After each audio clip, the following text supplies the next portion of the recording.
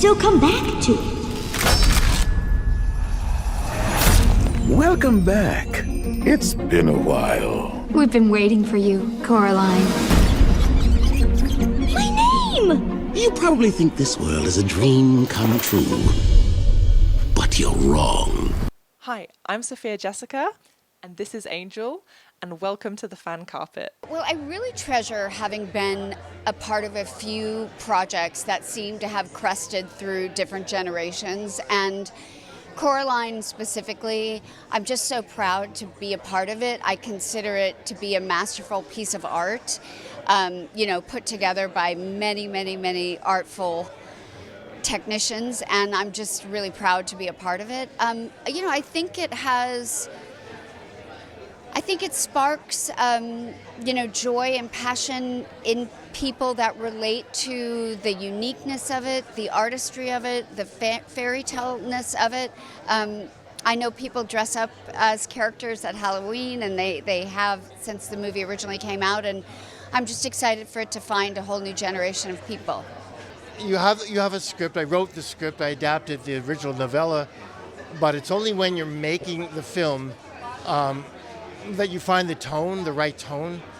And because it's animation, we always record a lot of vocal takes, so I have the ability to dial it up or down.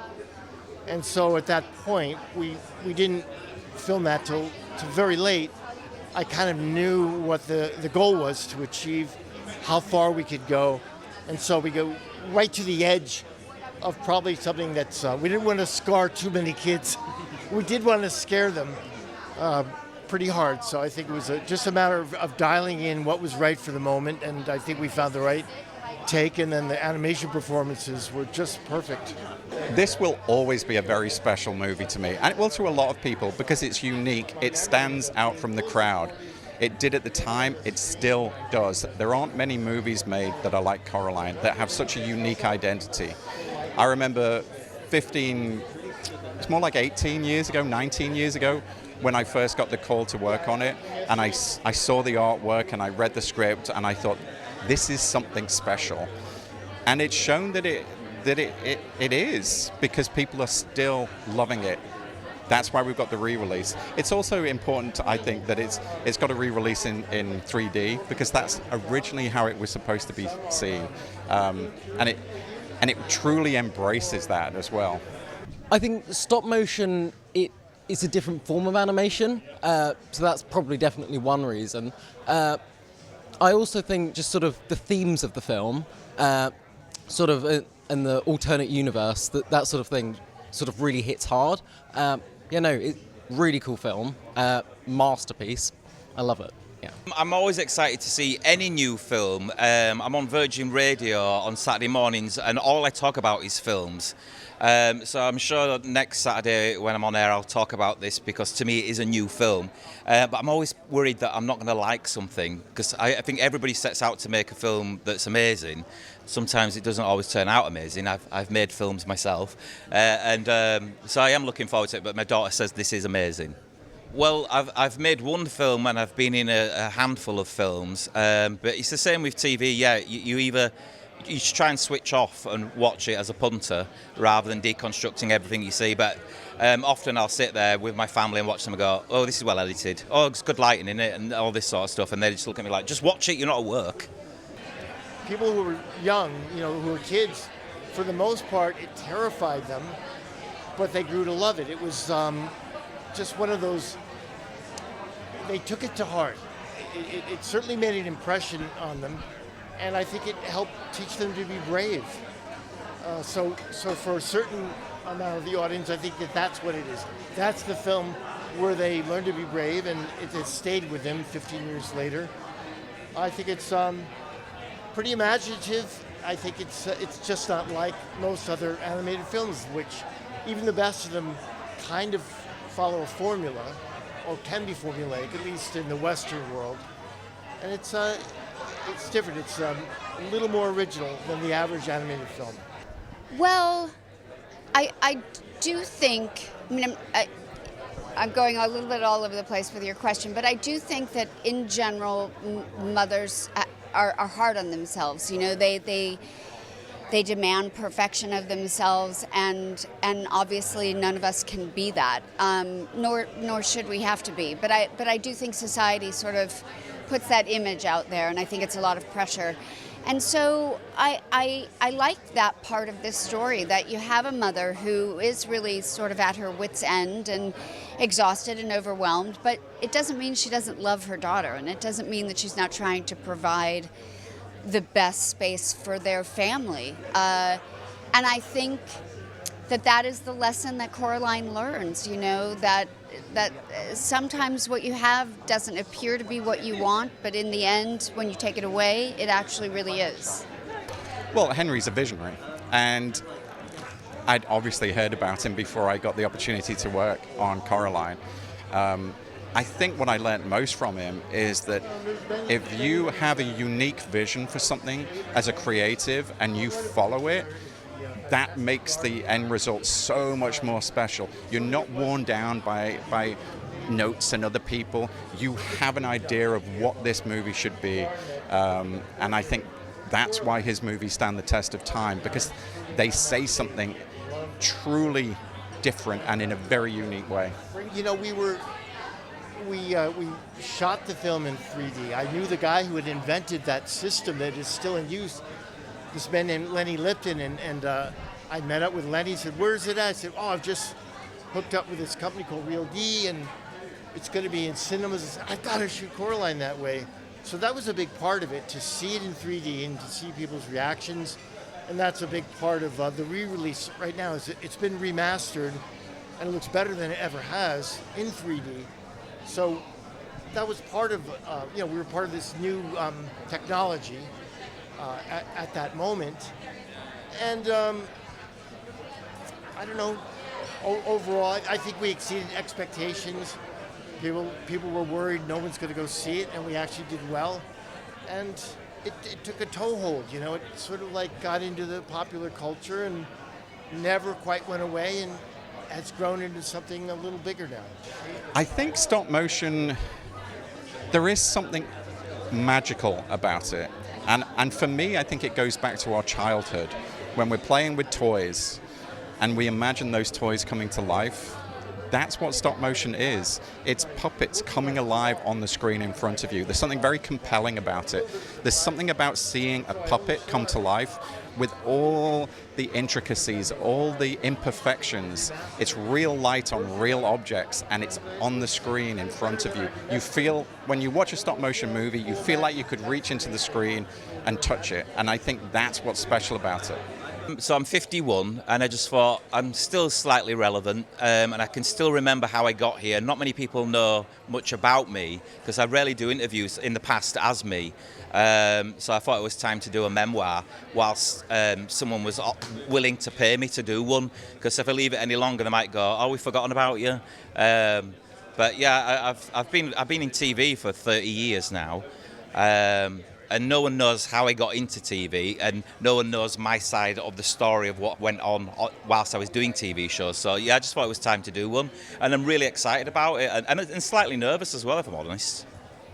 One of my favorites is the Magic Garden, the Fantastic Garden. This garden that turns out to be a portrait of Coraline. It's a living garden, and everything's brought to life. And for a moment, Coraline's really won over. She's like ready to sign up to stay in the other world. The scene of her escaping from the other mother in her final form, where she's very much like a big spider. I'm very proud of that as well. It's very, very difficult, very challenging when the floor falls out in the main room and it's like a giant spider web and Coraline falls down. That's another. That's in terms of challenges, it was maybe the most challenging of all the scenes to film.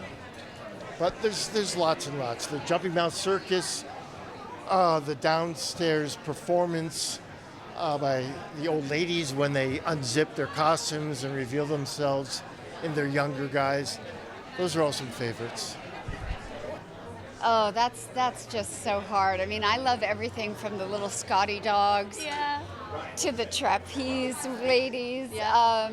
To the mice, oh my gosh. Oh, and the cat. I mean, maybe the cat. I love cats anyway. I'm going to go with the cat. You know, I'd never kill off a character. I just say they've gone on holiday. So Keith Lemon's on holiday at the moment. I'm forever telling people that my name's Leigh because they don't know that I exist, and everybody's idea of me is the Keith Lemon persona. And then people will go, so what's the difference between you and Keith, because you look exactly the same? And I often will say, I'm not comparing myself to Mr. Bean, but Mr. Bean looks exactly like Rowan Atkinson. Marty McFly looks exactly like Michael J. Fox. Because I have Keith Lemon's face, I'm going to look like Keith Lemon. But yeah, I'd like to think that I'm not as daft as Keith Lemon. At the heart of it, I think the best stop motion is still a human being, not an AI creature, interacting with a doll, a puppet, clay, some kind of material, but breathing life directly into an object to bring it to life, and that hasn't changed. What's changed is, there's technologies for how you shoot, how you can move a camera, how you can record and manipulate. For me, though, it's always going to be, if I'm going to do stop motion, I want people to know it's stop motion and not confuse them and make them think, oh, that's just CG. So I really, no matter where the technology goes, I think it's important to keep the artist's hand visible. Thank you for asking. It's such a good question. I did approach it as 3 different roles. The first mother, the real mother, I in a way was the most difficult because I think I had to approach it as a very grounded mother, a very heavy mother, a mother that, like many mothers, is overworked, exhausted, frustrated, at the end of her patience, but still loves her child. And I think mothers in general, we want to be perfect, so it isn't so pleasant to embrace that side of us when we've really just had it. But that's kind of the place I had to be in to approach that mother. The other mother is perfection. She's much more airy. She's not reactive because everything is in control and everything is perfect and as it should be, and that's kind of her space. And it isn't really till you get to the third most evil mother, which I really thought of as, when you realize you're really not going to get your way, and that not getting your way means death. And that was the energy of that kind of evil source of storytelling. And so that's sort of how I approached the 3 of them. And with Henry Selick as a director, I think his biggest overall note was to always keep it in reality and, keep these people real. And so that's what I tried to do. Well, what a lot of people say in the past have said, are you shy in real life? No, I'm not shy, but I'm not a game show host in real life. I pretend to be one as Keith Lemon. I always just say that I'm as normal as cup of tea and biscuits in real life. But yeah, I dress quite eccentric, I guess. Yeah, I was 5 years old. My mother took me to see this Ray Harryhausen film, Seventh Voyage of Sinbad. Now, it was primarily live action, but it had monsters in it. It had a cyclops, a dragon, a skeleton that were all done with stop motion. And they terrified me, but I also fell in love with those creatures and just had this sort of put a hook into my mind of that's something I want to learn more about. I sense that that's real. I don't know how, where, but those things are real, and it sort of stayed with me my whole life. Well, I think that it's one of the best animated films ever, particularly stop motion animation. But it's a story about a few things. I guess primarily it's about a young girl and her sort of curiosity, her sort of seeking what maybe a place where she doesn't appreciate what she has, and it takes her on this adventure where she learns a lesson and ultimately has to save the day. And I think she's a brave, independent, wonderful character that I think girls can be inspired by. But I also think it's a story about family. It's a story about that really touches on what it's like to be a parent, to feel frustrated and be struggling but still love your child, and so I think in the end it's a family story too. It definitely pushes the envelope of scary. I know some people who were, 7, 8, 9 when they first watched it, and it was definitely memorable to them, but in a good way. And I don't know, I'm really honored to be a part of it. Well, I always feel like I've played by the rules, but the rules have been different throughout the time. The landscape changes all the time, and I think you've got to change with it, otherwise you're going to offend people rather than make people laugh. And I always do what I think's funny. I saw a review in The Guardian. I just did a tour in February to April it was, and I read a review in The Guardian said it seems that Leigh Francis just does what he thinks funny, and I do. I only do what I think's funny, because I can't do something that I think someone else thinks is funny, but I don't. So everything I've done, I've always thought I thought it was funny, obviously. But yeah, you've got to change. Comedy's like fashion, and it changes all the time. So you've got to change with it. But reflecting on my career and how I got here and everything, yeah, it was quite tiring. Everyone said it's quite emotionally exhausting writing a memoir, and I thought it can't be. It's just writing. You just sit there at a computer. But yeah, it was quite emotionally exhausting. And doing the audiobook was the hardest thing I've ever done. It was horrible. Crying and reading. Well, they were brand new. They didn't even have their new name yet. And Travis, who's the head of the company, he wasn't running the company. He was always going to be, but he was sort of like my partner. He was the head animator, brilliant animator. I mean, maybe the best I've ever seen. The main thing I got was total support. You don't get that. It's only happened twice in my life. Back on Nightmare Before Christmas, when I directed the film for Tim Burton, the producer, and this. So that was the best part of it. I got full support. Even if they were a little new at the game, that didn't matter at all.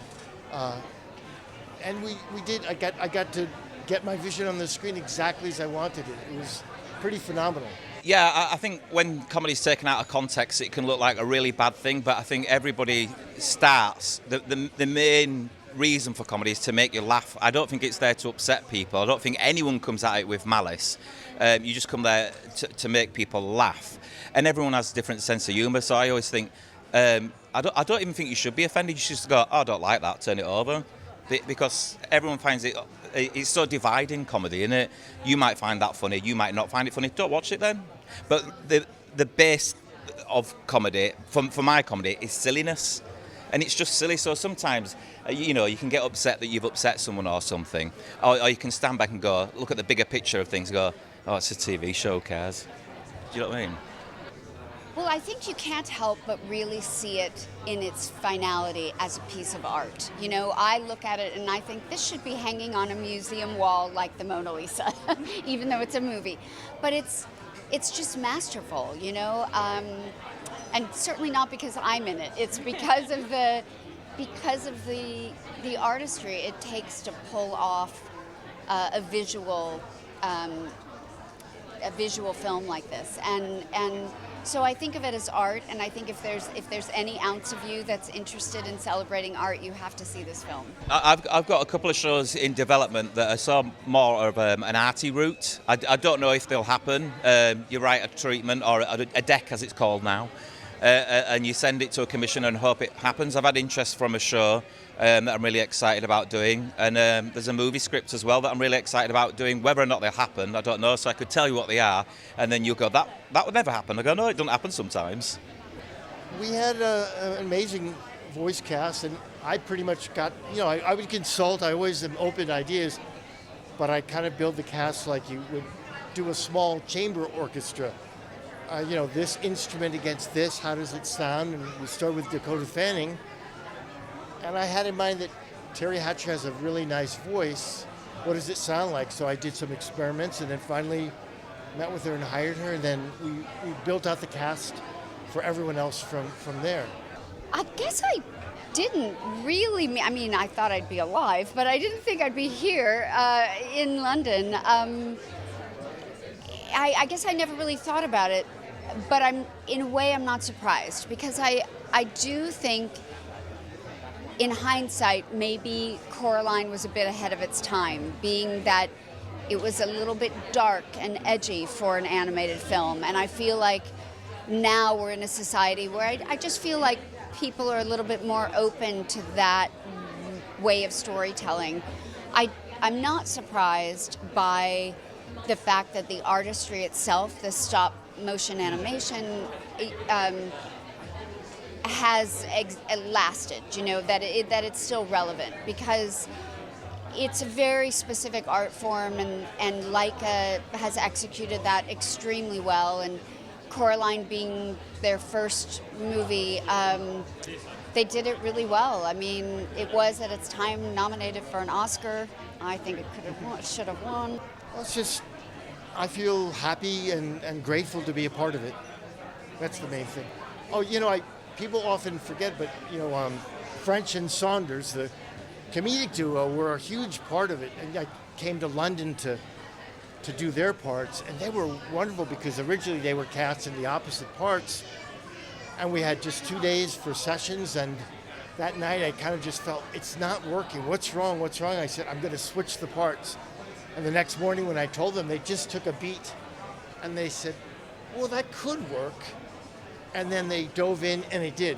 And they were just such talented troopers. I'll be forever grateful that they didn't hem and haw and fuss, well, why didn't you tell us this before, or anything like that. Well, I mean, it's beautiful. I think it's a film that has used 3D not as a gimmick, but as a world that you get to be invited into. And I think that's quite unique. Definitely, yeah. It's been a while since I watched Coraline. I was definitely a lot younger and it creeped me out then, so hopefully it'll be better now. Definitely looking forward to it. It's a treat. It's I feel like it's a prize that I won, that it's held up, that people still want to see it. I'm very grateful to Laika to do the remaster of it. It was planned very carefully to be shown in 3D, so I'm happy that people who've maybe never gotten the chance to see it that way will have a chance now. Well, working with Henry Selick was a dream. He really guided me from the place of wanting these characters to feel and seem real, which is where we headed at it from. But it's not unlike an acting job where you would be using your face and your hands and your body. You're still approaching it from the point of view of, who is this character and what do they want and what do they need? And that was sort of how I separated the three moms. That there is a future, that the oldest type of animation, and well over 100 years old, manages to live on. With all the advances made with CG over the last 30 years, that there's still an audience for the right types of films who follow it. And maybe most gratifying is that there's young kids who fall in love with making stop motion films. That there's no dearth of talent who want to work on the films. Every year there's new ones that come along. They've made an amazing film you see on YouTube or wherever it might be. And so it's that combination. There's an audience for it and there's talent. People want to still hands-on move puppets, clay, whatever the material might be, bring it to life with their own hands. Well, I just think, I think the story is a classic fairy tale in that, it's sort of be careful what you wish for, not being grateful for what you have until you don't have it and then you realize what you're missing. I mean, those are very classic story points that people use, and I think they're classic because they're the truth and they're a common human frailty that we have, which is to not understand the significance of what is right in front of us and always desire to have something better or different, and the lesson in that. And so I think when you have a classic base like that in your story, then it's not surprising that it lasts? Well, there's lots and lots and lots. I wouldn't mind recommending my most recent film, Wendell and Wild, which is only available on Netflix. But it's a fully stop-motion film that I did with Jordan Peele, who's a director, actor, comedian. And I think people who love stop-motion would love to see that too. The recording goes on a very long time. I'm not sure if fans are necessarily aware of that, but it's really over years that you're recording.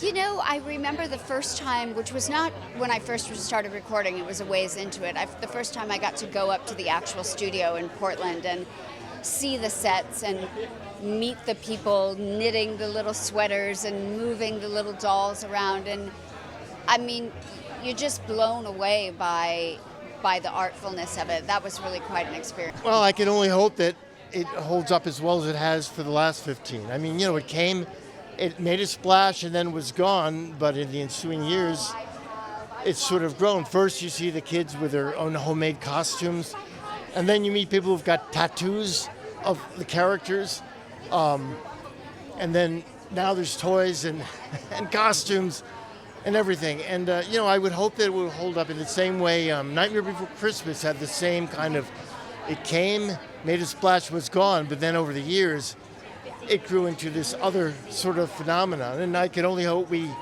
sort of follow in the path of that film. Well, I hope that it finds the eyes of a whole new generation of people that either weren't old enough to see it when it came out, or weren't born, or just, you know, for some reason it missed their radar. But I also hope that the people who were original fans get re-excited by getting to see it on a big screen. I really do think it holds up. I saw it again a couple of months ago for the first time in many, many years, and I think my big takeaway was the word wow. I mean, I know it's a very small word with only 2 letters, but it's really an unbelievable execution of many, many artists putting together a lot of effort and a long amount of time to exact this beautiful, fairy tale. Laika, I heard that Henry Selick was looking for storyboard artists to work on this new movie, and I was a huge fan of Henry's. So I was like, yeah, I'm interested. I think I originally agreed to go out there to Portland for 6 months. That was 18 years ago. No way. So Are you still there now? Yep, still at the studio, yep. But yeah, at the time, when an interesting project came along, it was like, you go for it. And at the time also, there weren't a huge amount of stop motion projects going on. So it was a real opportunity to work on something unique, something really, really special, a one-off. So I leapt at the chance. Well, gosh, I've never really thought. There was the choo-choo train that went around with the soda, that was pretty cool. The smoothie. That was pretty cool. I think it's more an opportunity to think about when you are dissatisfied with what you have and why. And usually you shouldn't be. Do you know what I mean? And in Coraline's case, I think reflecting back on it, I think she realizes, oh, I made a mistake. So I think for me personally, I sometimes try to approach life with being grateful for what I have instead of thinking about what I don't have. Yes, so Wildwood's been with the studio for a long time. Obviously it's based on the book, series of books, and I think Travis, when he first read it and he optioned the book, that was a long time ago. I worked on it a long time ago. We first started talking about it, I think, at the end of Paranorman, and so I started working on the script years and years ago. But there was always something about it, something special. It's epic, truly. I think every time Laika makes a movie, we try and push the boundaries. We try and push the scope of what we're trying to do as filmmakers. And where we've gone with Wildwood is mind-blowing. That's all I'm going to say. I think for me, it was...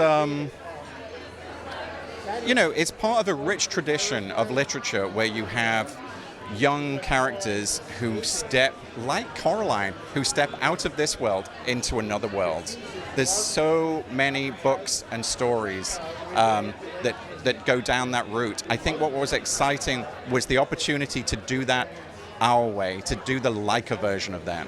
Well, actually, it's kind of a funny story. I kind of copied my younger brother, who sort of got into modelling, and I followed him sort of commercials and worked my way up from stage and then into film, finally. So yeah, been very lucky to get into it early on. Definitely Peter Pan and Wendy. That was the best experience ever. Sort of 7 months out in Canada. It was a great time. Loved every minute of it. But I think all the things I've worked on have sort of held a special place in my heart.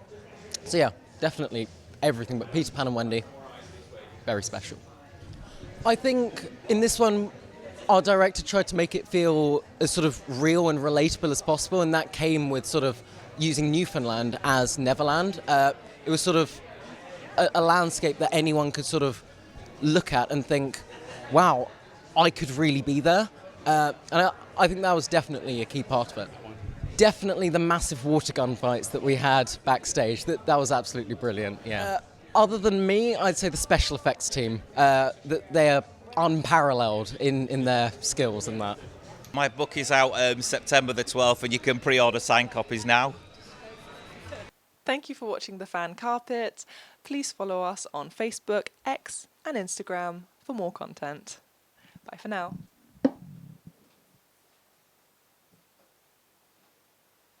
Hold on. We aren't finished yet, are we? No. Do you want to stay in your buttoned-up world forever? Or maybe you're brave enough to go back.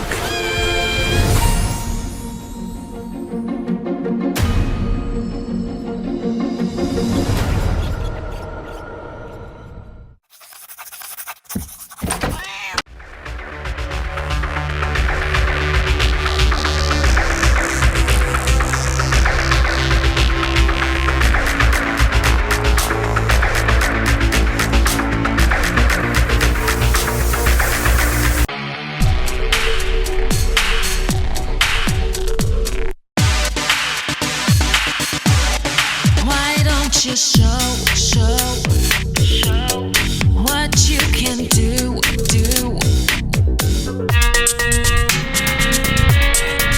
I hear a siren. Maybe you were wrong about me. I'm dangerous and still. Why don't you give me a sign, like the sea that leads a trail along that shore? It's not your problem, it's mine. Everybody thinks that I'm okay. Sometimes I think I am too. I'm on the outside looking in, I'm waiting for the shockwaves to begin. Oh, won't you let me hold you for one time? Just a rainy day in a London cafe, a London cafe. So give me one last serenade. Say to me, or swear at me till the night turns into day. And it was a shame when daylight faded, because we didn't notice at all.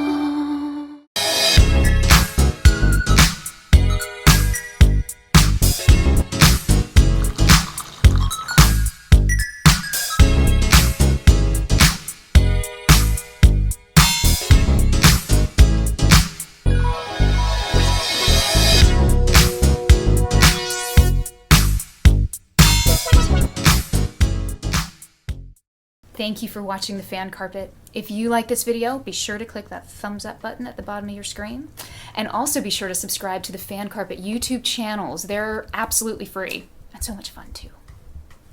Be sure to check out the official website, thefancarpet.com. Also, you can follow us on Facebook, Twitter, and Instagram to stay up to date with reviews, competitions, the latest news, and so much more.